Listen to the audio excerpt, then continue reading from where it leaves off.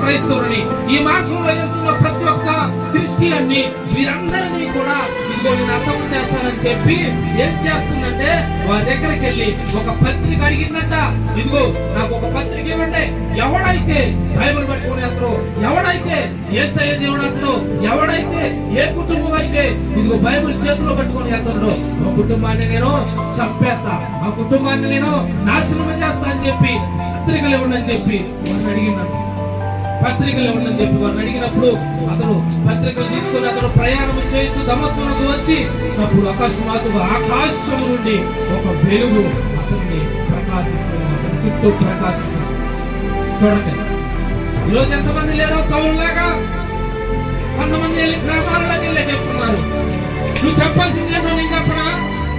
నువ్వు తాగొద్దురా, నీ పిల్లలు నిన్ను చూసి చెడిపోతారా? నువ్వు తిరగొద్దురా, నిన్ను చూసి